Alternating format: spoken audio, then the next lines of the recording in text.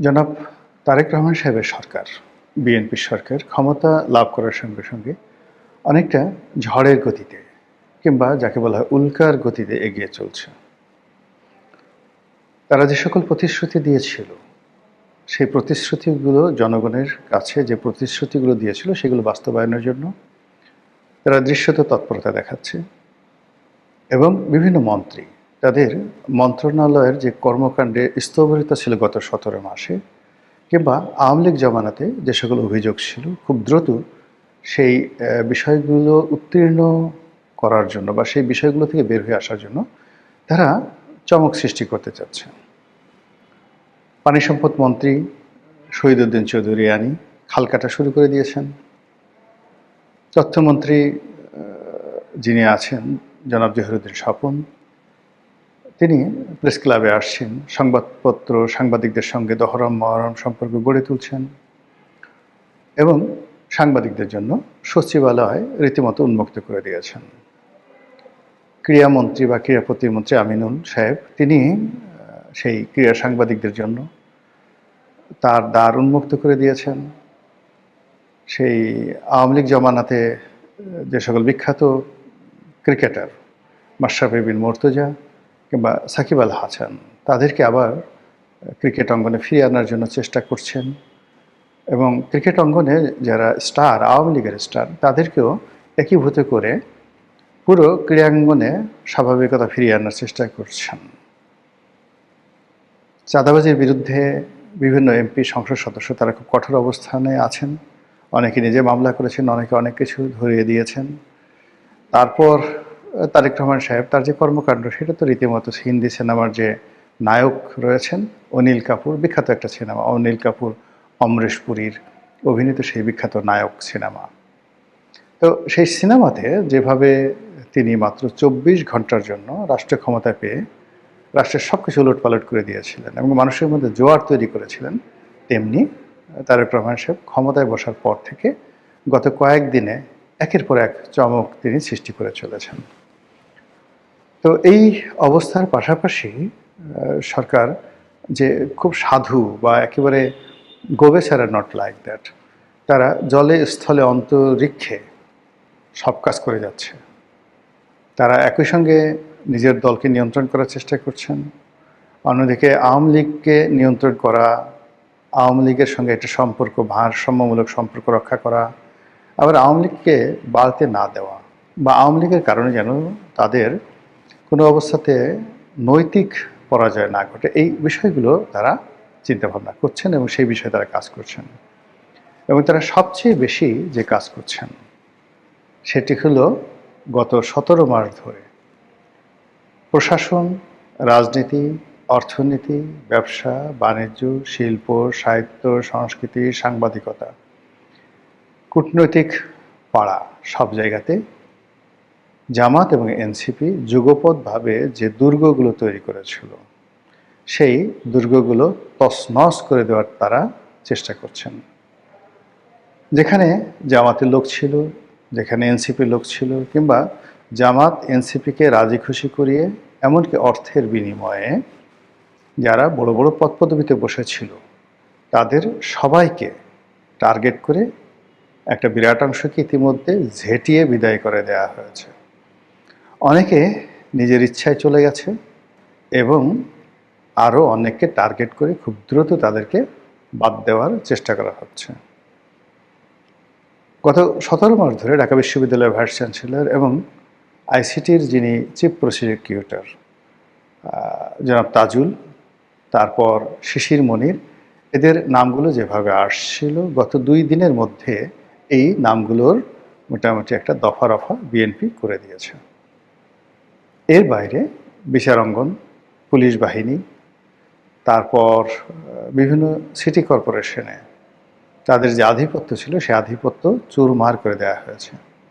সকল সিটি কর্পোরেশনগুলোতে তাদের পছন্দের মানুষ প্রশাসক নিয়োগ করা হয়েছে এবং এ সকল সিটি কর্পোরেশন নির্বাচনের আগেই সেই সিটি কর্পোরেশনের প্রশাসনিক কর্মকাণ্ড, ব্যবসায়িক কর্মকাণ্ড এবং সে সিটি কর্পোরেশন এলাকায় বসবাসরত জনগণের উপর বিএনপির আধিপত্য এবং প্রভাব, এই দুটো বিস্তার করার জন্য তারা কাজ করে যাচ্ছে।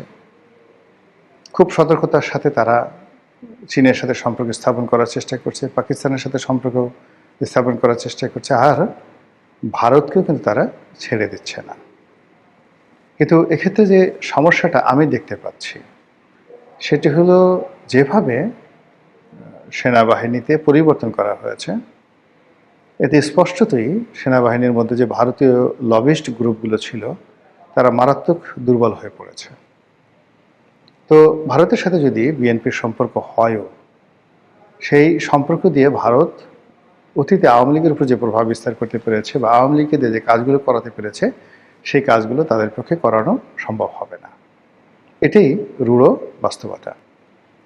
অন্যদিকে এই যে সেনাবাহিনীতে পরিবর্তন, পুলিশ বাহিনীতে পরিবর্তন এবং আন্তর্জাতিক অঙ্গনে পাকিস্তানের সঙ্গে চীনের সাথে যে সম্পর্ক স্থাপনের যে তোড়জোড় চলছে, তার প্রেক্ষিতে আমলাতন্ত্রের মধ্যে এ দুটো দেশের প্রতি দুর্বলতা প্রদর্শন করার জন্য বহু আমলা 10 পায়ে দাঁড়িয়ে আছে।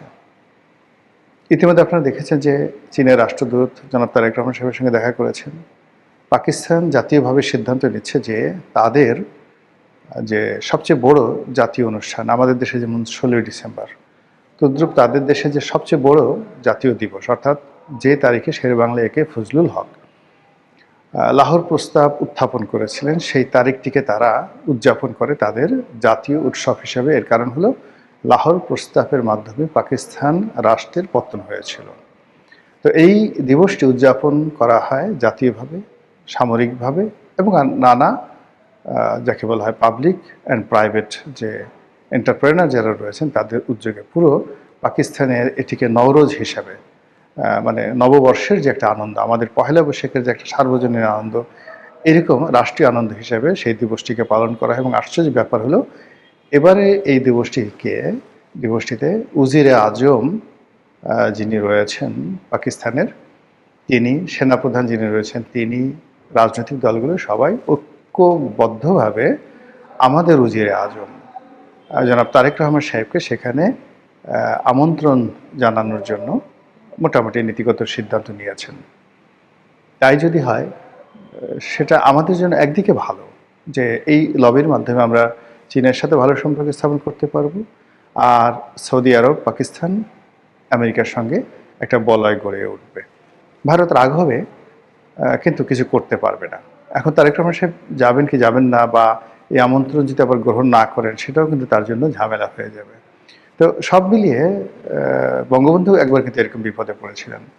যখন ওআইসির সম্মেলন শুরু হলো স্বাধীনতার পর, বঙ্গবন্ধু চাইলেন যে তিনি সেখানে যাবেন, ভারত বলল যে না, তুমি যেতে পারবে না।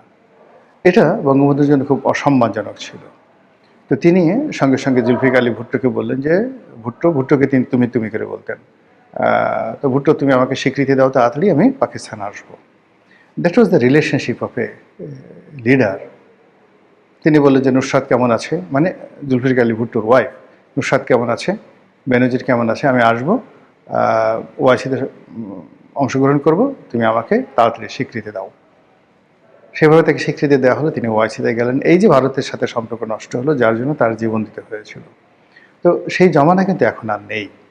কিন্তু এখন জনাব তারেক রহমান সাহেব যদি ভারতকে ভয় পান, আবার আমেরিকাকেও ভয় পান, পাকিস্তানের সঙ্গে সম্পর্কে এক পা এগোতে চান, তাহলে তিনি সবকুল হারাবেন। তার কাছে দুটো অপশন। একটা অপশন হলো যে আওয়ামী লীগকে নিয়ে মিলেমিশে রাজনীতি করবেন ভারতের সাহায্য সহযোগিতা নিয়ে, এটা তার টপ প্রায়োরিটি।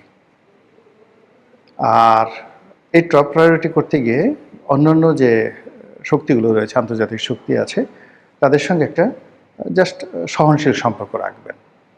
আর দ্বিতীয়ত হলো যে তিনি বর্তমানে যারা বিরোধী দল আছে, জামাত, তাদেরকে পরিপূর্ণভাবে তিনি মদত দিবেন জামাতকে শক্তিশালী করার জন্য, আওয়ামী লীগের বিকল্প শক্তি হিসেবে গড়ে তোলার জন্য, এবং একটা রিয়েল অপোজিশন পার্টি হিসেবে তার যে সকল সুযোগ সুবিধা দরকার রাষ্ট্রের পক্ষ থেকে, সেই সুযোগ সুবিধা দিয়ে জামাতকে এতটা বিরোধ করে তুলবেন যে জামাতের অ্যাক্টিভিটিস দেখে লোকজন মনে করবে যে বাংলাদেশে এরা সত্যিকার বিরোধী দল, এখানে আওয়ামী লীগ দরকার নেই, আওয়ামী লীগের প্রয়োজনীয়তা নেই। এটা করবেন। আর পাকিস্তানের সাথে কৌশলগত সম্পর্ক করবেন, চীনের সঙ্গে কৌশলগত সম্পর্ক করবেন, আর আমেরিকার ডোনাল্ড ট্রাম্পের সঙ্গে কৌশলগত সম্পর্ক করবেন। আর এই ধারাবাহিকতায় কাতার, সংযুক্ত আরব আমিরাত এবং সৌদি আরব, এই রাষ্ট্রগুলোর সঙ্গে তার একটা ভালো সম্পর্ক হবে। এবং দ্বিতীয় ফেজে গিয়ে ইরান থাকবে, কিন্তু চীনের মাধ্যমে, আর তুরস্কর সাথে তার একটা আলাদা সম্পর্ক গড়ে উঠবে। এই দুটো পন্থা ছাড়া তারেক রহমান সাহেবের আর কোনো বিকল্প নেই। আর এই কাজগুলো তাকে করতে হবে কিন্তু ঝড়ের মতো। বাংলাদেশে তিনি যে কাজগুলো ঝড়ের গতিতে করার চেষ্টা করছেন, এগুলো শুধু চমক সৃষ্টি করবে কয়েকদিন, কিন্তু লং রানে রাষ্ট্র পরিচালনায়, সরকারের স্থিতিশীলতা রক্ষায় কিংবা তার যে সত্যিকার ইমেজ রক্ষা, এটা হবে না। তাকে এই মুহূর্তে আন্তর্জাতিক অঙ্গনে একটা সিদ্ধান্ত নিতে হবে, এসপার নয় ওসপার, তিনি জিতবেন অথবা তিনি পরাজিত হবেন, তিনি সাহসী হবেন অথবা তিনি নতজান্য হবেন, এর মাঝামাঝি কোনো জায়গা নাই। তো এই কাজগুলো চলছে। নতুন সরকার একটা নির্দিষ্ট সময় পর্যন্ত আমাদেরকে সময় দিতে হবে, হানিমুন পিরিয়ড যেটাকে বলা হয়। আদারওয়াইজ সরকারও ভালো কাজ করতে পারবে না, আমাদের দেশের কোনো উন্নয়ন হবে না। তো যে কাজটি সরকার ঝড়ের গতিতে করার চেষ্টা করছে, দোয়া করি তাদের মধ্যে যদি ভালো চিন্তা থাকে, নেক আমল থাকে, সৎ আমল থাকে, দেশের কল্যাণ করার যে চিন্তা চেতনা থাকে, আল্লাহ তাদের কাজে বরকত দান করুন।